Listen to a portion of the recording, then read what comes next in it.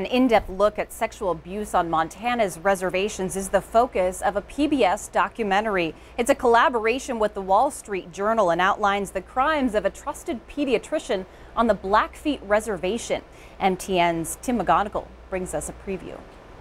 Dr. Stanley Patrick Weber arrived in Browning in 1992 to work at the town's hospital run by the Indian Health Services. He made a good first impression, helping expand the hospital's youth outreach programs. But not everyone was sold. Back then, Blackfeet Tribal Chairman Tim Davis was working in the hospital's facilities department. His duties included inspecting government-owned housing, including where Weber lived. The gentleman had a lot of food items, candy, pop, cookies, and then toys, games, videos, games that boys would play with. Others at the hospital became suspicious as well. They were concerned about an after-hours clinic Weber started, where he would see children without a parent or another adult present. This is grooming behavior. So you take kids who are high risk, who are from difficult family circumstances, and who are poor. And you offer them new clothes, and you offer them food, and you offer them, a home where the lights are on all the time. A child will gravitate toward that.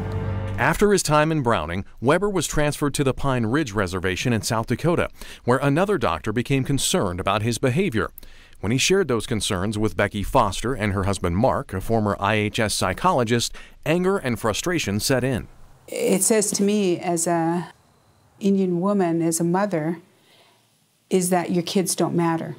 As allegations mounted, Dr. Weber was suspended.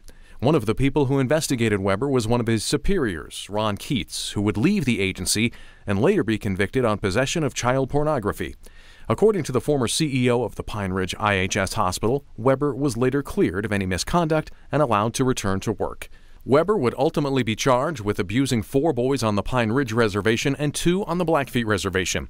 In September of 2018, he stood trial in federal court in Great Falls. The first witness was former Blackfeet patient Joe Fourhorns. The prosecutor, in her opening statement, she puts up a picture of Joe Fourhorns when he was about 10 or 11 years old, right around the time that he would have been abused by Dr. Weber. She wants the jury to remember this little boy. In Great Falls, Tim McGonigal, MTN News. Thanks, Tim.